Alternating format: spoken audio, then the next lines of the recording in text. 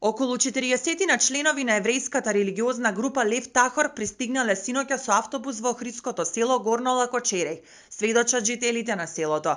Вознемирени сме како никогаш досега, велат тие. Стравуваат за својата и безбедноста на децата, бидејќи се изнаслушале разни моабети за групата.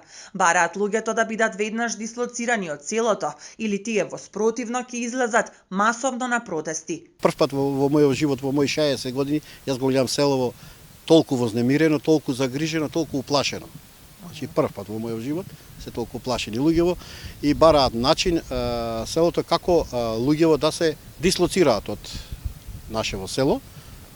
Луѓето како луѓе ние нити сакаме да ги малтретираме, нити само бараме дислокација со пратња со полициска кола, полициски службеници, докато ги носеа се истовара куфери, сите тие работи. Беа со деца? Со деца беа, мажи, жени, деца, имаше малички дечиња по.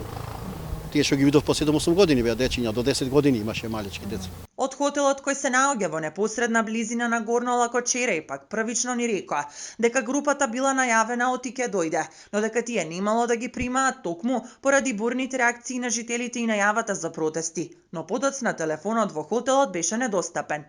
Денеска овде во селото Горно Лакочереј мирно и тивко. Жителите велат дека се уште не ги виделе членовите на групата Лев Тахор како се шетаат низ селото, но се загрижени бидејќи хотелот во кој што наводно е сместена групата се наоѓа на само 200 метри од училиштето во кое учат нивните деца.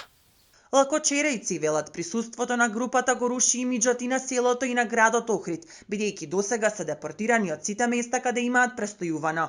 Засегнат е и градот, не само Горно Лакочереј, засегнат цел град. Значи, од Куманово ги избрка, ги дислоцира. Од Тетово вчера ги дислоцира. И ние бараме едноставно дислоцирање на луѓето. Кај ќе ги носи државата, кај ќе ги носи, тоа е нивно.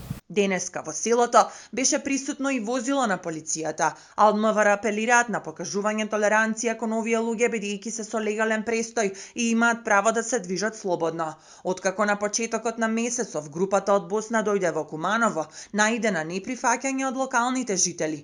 Оттаму со полициска придружба беа пренесени во Скопје бидејќи им била загрозена безбедноста.